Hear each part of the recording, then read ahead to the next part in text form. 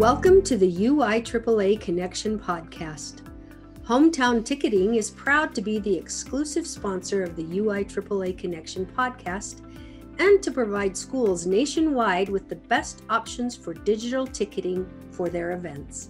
Visit their website at hometownticketing.com to learn how they can make digital ticketing possible and simple at your school.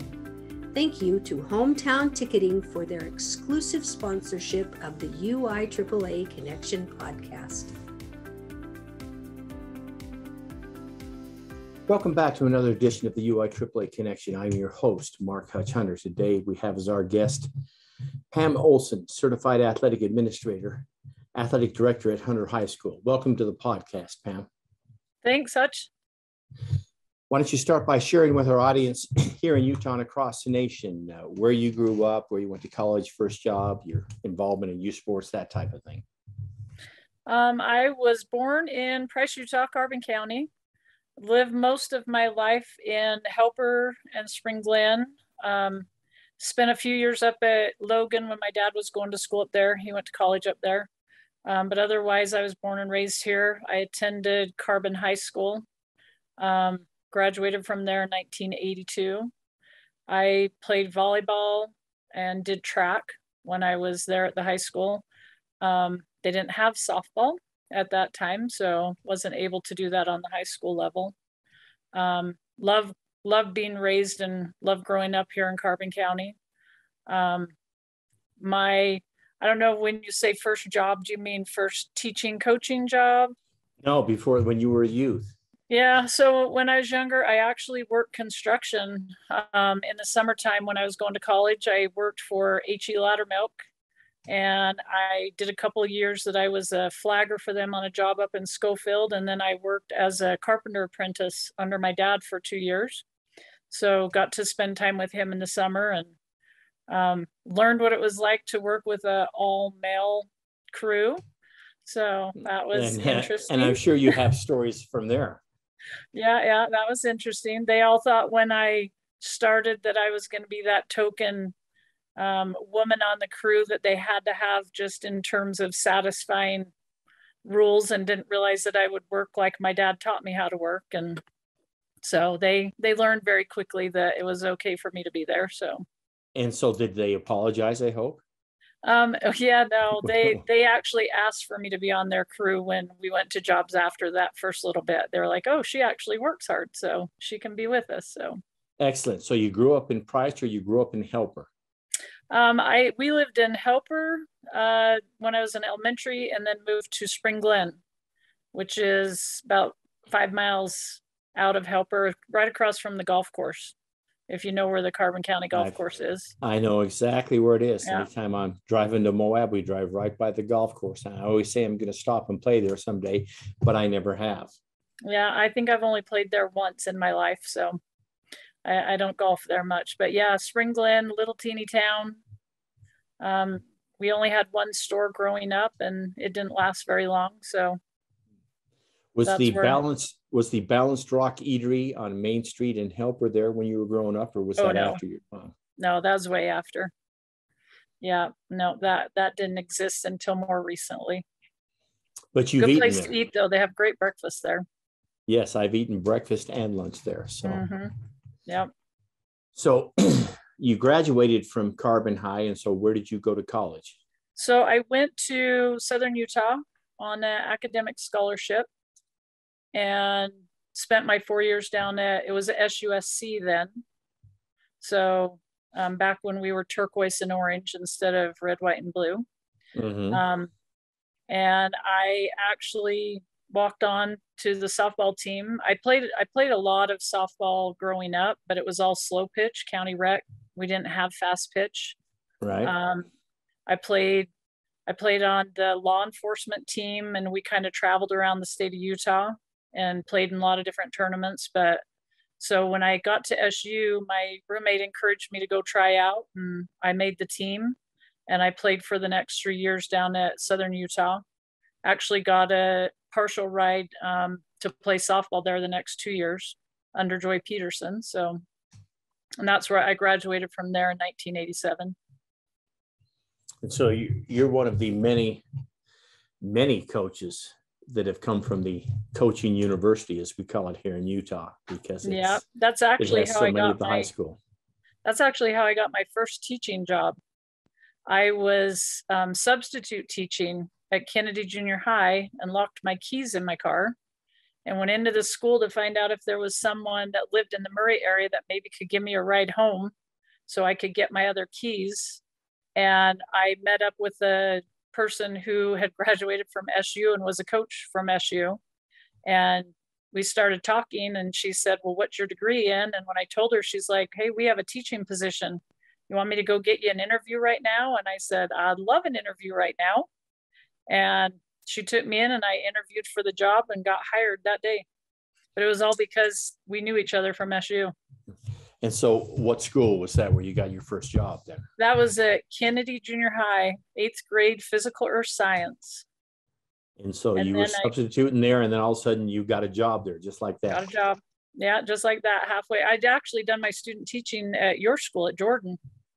At the beginning of that year, I'd worked under Sally Reese in the math department.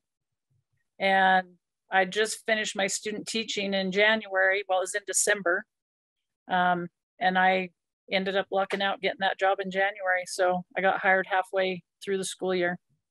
Worked out perfect. I'm trying to think how crazy it is that you student taught at Jordan and I never ran into you. Yeah. And I was there for quite a while because I did a stint in the math and science department. I worked under Eckberg in the science department, and then I did a stint in your special ed because I had a LD endorsement. So I was there for quite a while, like 12, 15 weeks, something like that. That's crazy. Yeah. Eckberg was just down the hallway from me, and the special ed was down the hallway and up the stairs. Yeah. In the old school, which is no longer there. Yeah, old building. Yeah, then I moved over to Jefferson Junior High that next year. I wanted to teach math and they wanted me to stay with science. And I got hired on as the boys volleyball coach because our junior high had volleyball for boys. Mm-hmm. So I did that for 3 years at the junior high before I moved to Hunter. And so what year did you go to Hunter? I moved there when we opened the school. So 1990 was our first class. So we've been there. This is year 32 now at Hunter. And so you've been there 32 years. Yeah. There's 2 of us left that opened the school. You and who else then? Julie Allen. She actually was hired as the girls basketball coach when I was hired to do volleyball and softball. And we both teach math, and we're both the last 2 we're last 2 standing right now. Oh, that's great. Yeah. Well, speak to our audience about some of the mentors and leaders you had in your life that helped make a difference growing up and in your career.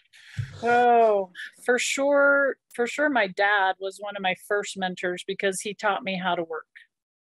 And he taught me how to do a job the right way. That was something that he was very adamant about, is making sure that you did quality work and that you did a good job. So he's probably my first mentor that I had, just teaching me how to do things right.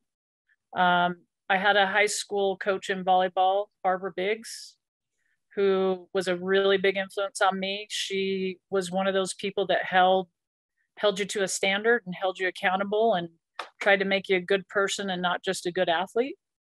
I saw her go through a lot with trying to hold kids accountable and not being supported by an administration. And she ended up leaving Price after that, but taught me a lot about being a coach that held to their standards, so she was a really big influence. Down at SU, Joy Peterson, I played for Joy Peterson, taught me that you had to work hard, you had to be tough.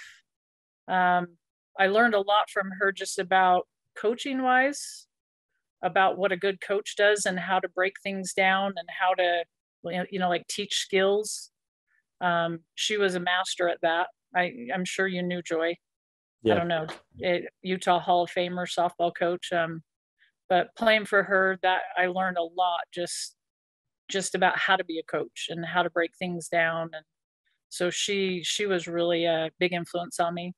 I think when I started coaching, though, my biggest influence was Esther Halliday at Bingham. She was their volleyball coach there. She just took me under her wing. She gave me everything. She shared every drill with me. She shared how she did stats with me.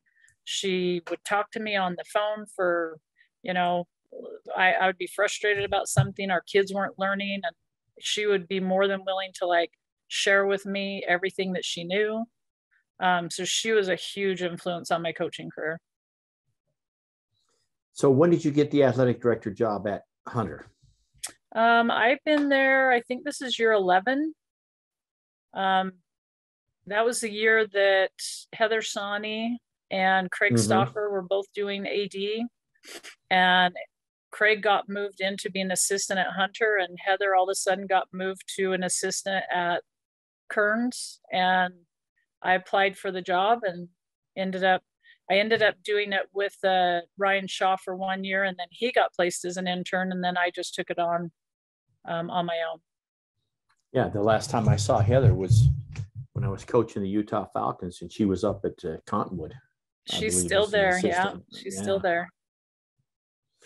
Okay, so speak to your time when you first became an athletic administrator and how the job is different today than when you first took over 11 or 12 years ago.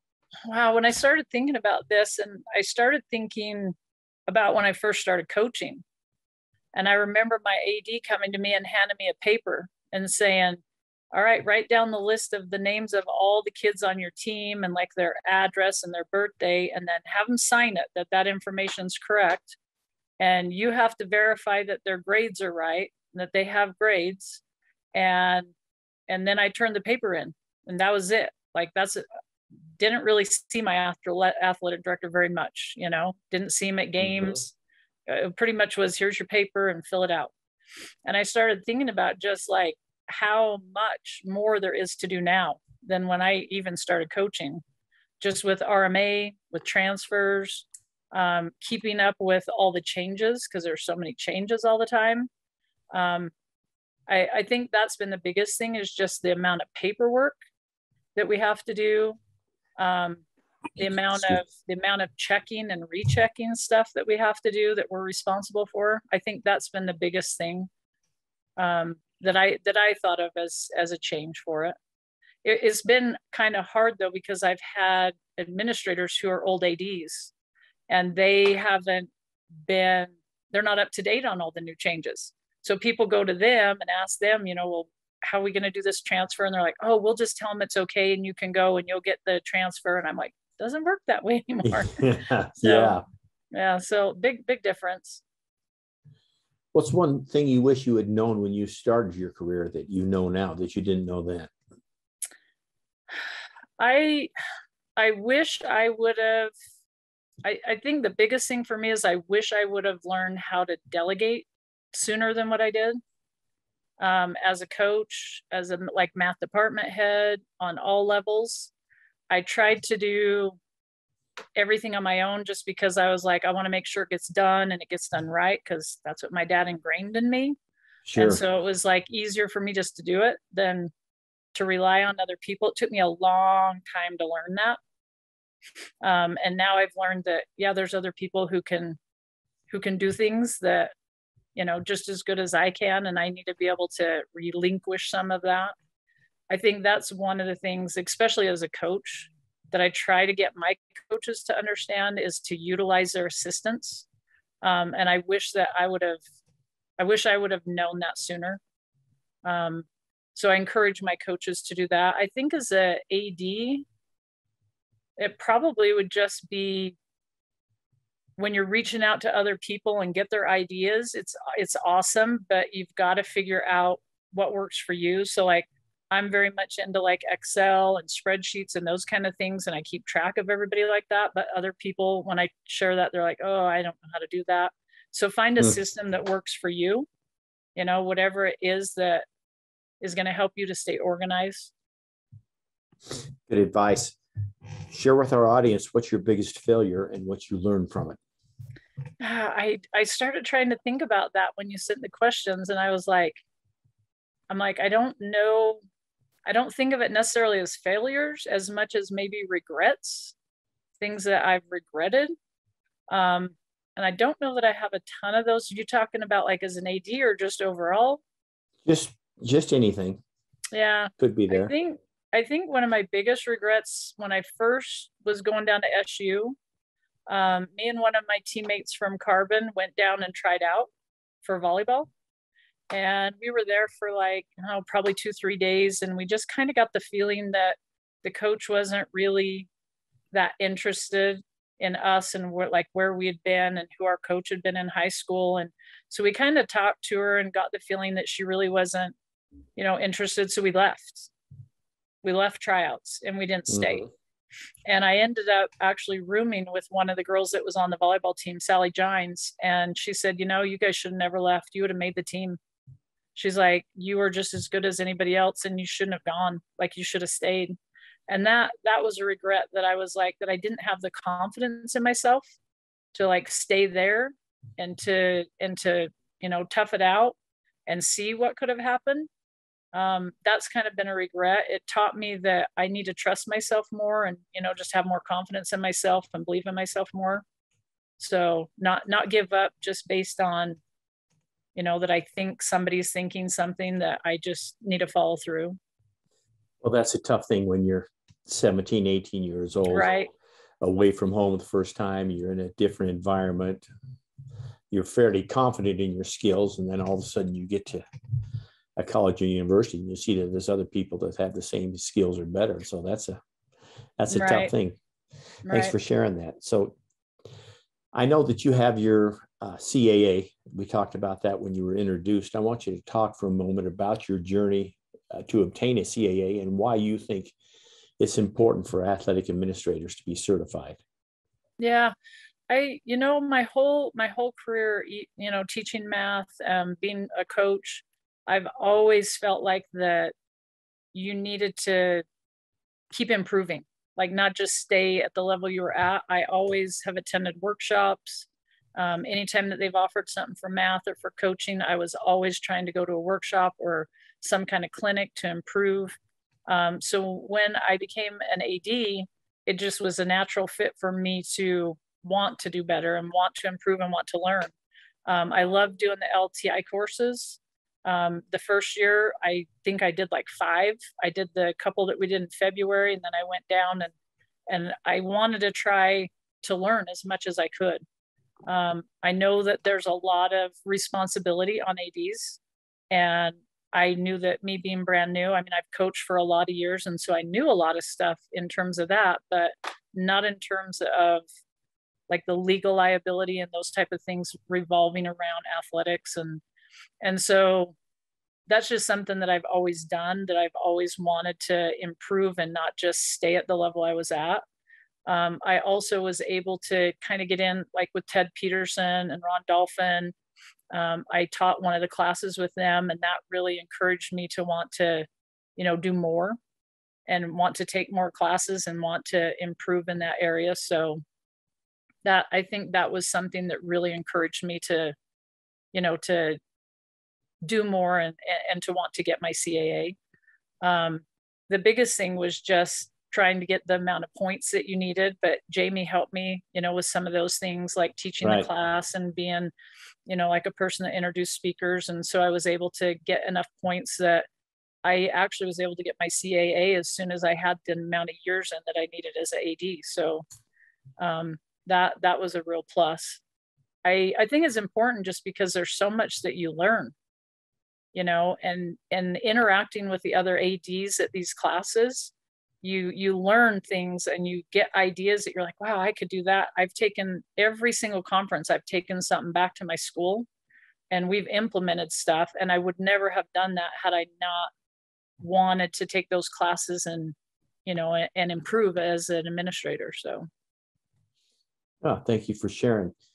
Speaking of the job of an AD, what's one common myth about being an athletic director that you would want to debunk that the general public doesn't quite understand? Yeah. So the biggest thing I think is a lot of people just think, oh, you get to just go and watch games and you're just there and you get to watch and they pay you. They pay you to watch games, and that's what your job is. And I don't think they realize how much time and effort goes into everything to get ready for the game, you know, the setup and the officials and all of that, not including the eligibility of the kids.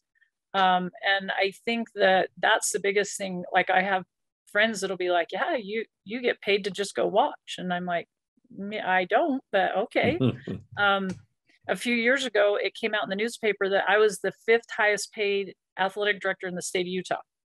And I was like, where are they getting their information from? And it was off of that Utah's Right to Know. But what they didn't tell everyone is that I was a full-time teacher teaching an extended day and a full-time coach and a full-time AD at the time. And so they didn't tell them that it was all 3 of those jobs that created the amount of money I made. They just thought that high school administrators or ADs they get paid $100,000+. And I'm like, no. So I think that's the biggest myth, is just that people think that we make a lot of money doing this job when really the amount of money that we make is not anywhere near that. So. Well, that's well said. I couldn't add to that. I think that's, I still get that, and I've been retired for some years. So that's great that you address that. Yeah. So share with our audience your experience about how you became involved with the UIAAA. And of course, now you're a member of the Athletic Director Executive Council. And of course, you've got responsibilities of the conference. So tell us how that all came about. So the year that I started being an AD, we switched regions, and really it kind of was by default that a lot of the ADs were like, I don't want to be on ADAC. I don't have time. I don't want to do it. And I was like, okay. I'm like, I'll step in. I'll do it. And then once I got there and was part of the program, and got on ADAC, I was just, I mean, everything that I could do to help, that's what I wanted to do. So I wanted to try to get involved, and I knew that by getting involved, I'd have more opportunities. I would learn more. I'd get to interact more with, ADs that were involved. And so I actually lucked out that first year that kind of no one wanted to be on ADAC, and they said, you want to do it? Then that's great. And ever since then, I actually have wanted, I always tell them, yeah, I'll do it. I want to be there, and I want to be part of it. And I want to see us move forward with what we're doing. And so that's kind of where it happened at the beginning. I've been involved on different committees with ADAC and have enjoyed, my interactions with all of the different ADs that I've got to work with and become friends with. And, it helps that you have those people that you can turn to and that you can ask for help and, pick their brain if you have a problem. And sure. So let's talk for a moment about Title IX. And I don't know if this is correct, but I would consider you in that early 80s graduating area, the second wave of Title IX. That first wave would have been those that were there in the 70s. And so talk about Title IX. And you said, of course, there was no softball in 82. I think it was the late 80s by the time it came back around. But talk about how you've seen things change. And of course, this is the 50-year celebration of Title IX. Yeah. For me in high school, the majority of the sports we had, but it wasn't necessarily equal in terms of what we got in high school. So like gym time, locker room like type situations were not equal. Just the support, of people coming out and being supportive of the girls' sports. Volleyball, we had more than probably any of the other girls' sports at Carbon because we had a pretty good volleyball team. And so we got quite a few kids and stuff out to support us. But just in terms of that we didn't necessarily have all the things that the boys had at that time. I noticed at Hunter when I first started coaching there, and Hunter, we actually had softball when we opened Hunter. It had been going 1 year before that. But I noticed that it was just different in terms of how the female sports were treated compared to the male sports. In terms of, you know, like our AD would go and set up for the boys sports, but for the girls sports, we had to set everything up on our own. We had to set up the gym ourselves. We had to clean up the gym after. But when it was the boys program, all of a sudden somebody was there putting everything together for them. Sure. And so in terms of that, that's changed a ton, that we try to give equal coverage to all of our sports. We even in our activities, that we're trying to make sure that all of them are getting recognition, that they're supported in the same way that they all have a voice. I think that's been the biggest thing, and the biggest change is just that those girls athletics have a voice now, and are getting that support that they need from the administration, from the AD, from the school. You know, I think that's been a big change. So for me, it wasn't, I didn't notice it that much in high school because, like I said, we pretty much had everything but softball. I wish they would have had softball then. And so for me, I didn't notice much, you know, there wasn't really a problem with it, I guess I should say. Well, it's interesting you bring up the disparity in the 80s, because I'll bring up my time at Jordan. I was the girls basketball coach, I think, up until about 89. If you remember, Jordan, we had the big gym, which is actually a small gym. And then we had that auxiliary gym, which was out on the south end of the building. Right. Which the only time we ever got into the big gym, or the boys' gym, was if we had a game Thursday night and we had a shoot around and just warm up and to go over some basic things on Friday, because the boys had a game that night. And that was the only time. And of course, I was a new AD then, but was not to the point where I was able to schedule the gym. Now, when we moved to the new school, it was easy because we had a scheduling program, and the girls were the even days. Practice started at 1, and the boys were the odd days. Practice started at 1, and then otherwise you'd start at 2:30, and you'd start in the auxiliary gym. And then once the varsity practice was over, you'd move over there. And then, of course, we had both sophomore practices. So, yeah, an interesting time, even though Title IX had been around for, I want to say, even in the early 90s, would have been close to 20 years. Right. But the pay scale was different. Go ahead. When I started at Hunter as the volleyball coach, they didn't even put floor plates in the main gym. So we couldn't even set up a net in the main gym. They only had floor plates in the auxiliary gym. We played in the auxiliary gym for the first 4 years before we finally were like, this is crazy. Like, why are we not in the main gym? And they said, well, because we didn't want to paint lines on our nice basketball court. And I'm like, every school in the state of Utah has lines on their basketball court. Why is that a problem for us? Yeah. And then we finally fought, and they finally put a system in the main gym, and we finally got to start playing in there. But we didn't even get to play in there the first 4 years that we were at Hunter High. That's crazy that it was a brand new school and they didn't have place for the poles. That's yeah, that would never happen now.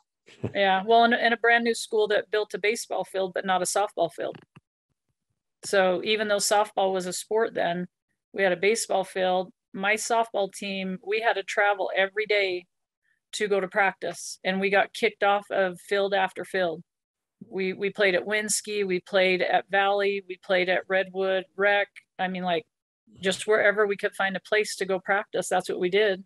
And they'd let us go for a couple months and maybe a year, and then they'd kick us off and we'd have to find a new place. And we did that for 10 years before we finally got a softball field at our school.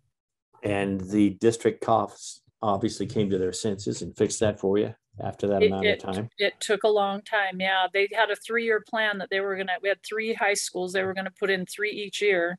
And they did the first 3 and said, oh, that costs way too much. We're not going to do the other ones. And it took like another 5 years before they got the rest of us filled. Yeah. Well, by then I had stepped away from softball because I was so tired of carrying equipment and kids driving. And I was like, I can't do this anymore. It was too much. You'll appreciate this story. So the new Jordan opens up. You're familiar with the new Jordan, and right across the railroad tracks is Dewey Bluth Park. So the new Jordan opens up, and that's where we're playing. And I tell the builders and the principal at the time, we can put a softball field in here, and because we're going to need a soccer field also. And they said, well, that's going to cost, if we do that, it's going to cost an extra $30,000. And they're not doing it at Copper Hills, which opened about 6 months before the new Jordan did. So we're not going to do it.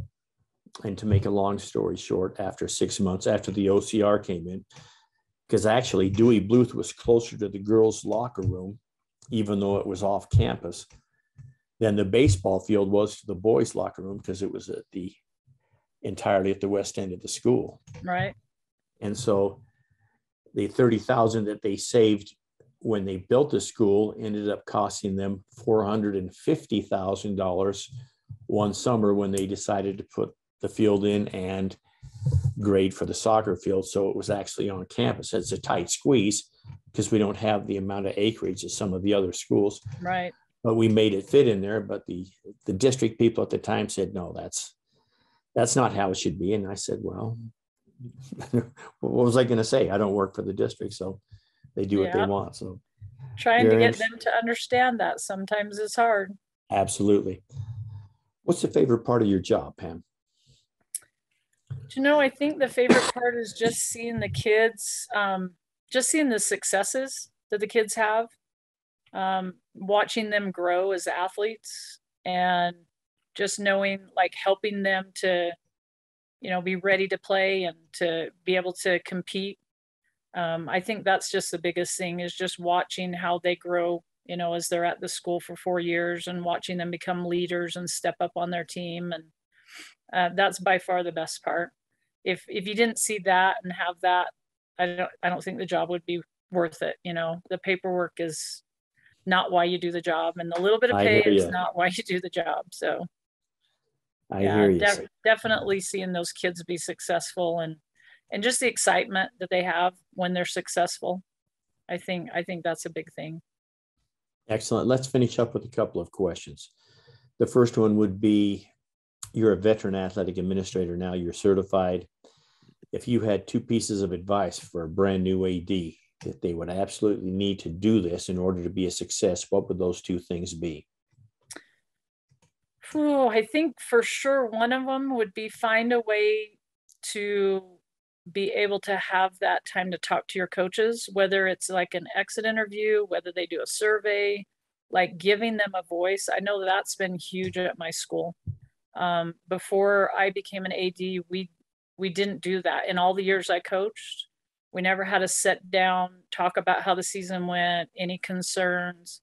And I know that's been really big for my coaches, because they feel like we're listening and they have a voice. So some way, make sure that you like have some kind of a program or system in place for that. Probably the other thing is just the more that you can be organized in the front end and get things done before stuff happens, the better off you are. Like me, even though it's not time for tryouts for like my spring sports, I will have already looked up grades once second quarter happens for all of my returners, so that when it becomes time for tryouts, I've got more than half of it done. I got 70% of it already done.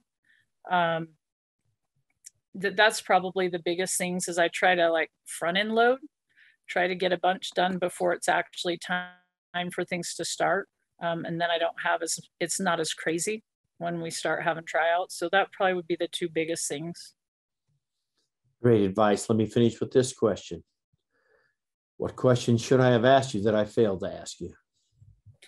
Oh, I watched some of the other ones, and they're all talking about BYU Utah games, but I'm like, I'm not into any of those. So I'm all like, yeah. So I don't know if there's a question you should have asked. Okay, well, we will just leave it there. That closes another edition of the UIAAA Connection. Once again, our guest today has been Pam Olson, Certified Athletic Administrator at Hunter High School. Thanks for being on the show, Pam. Hey, thanks for having me, Hutch. For our listeners, we hope you tune in again next week for another edition of the UIAAA Connection.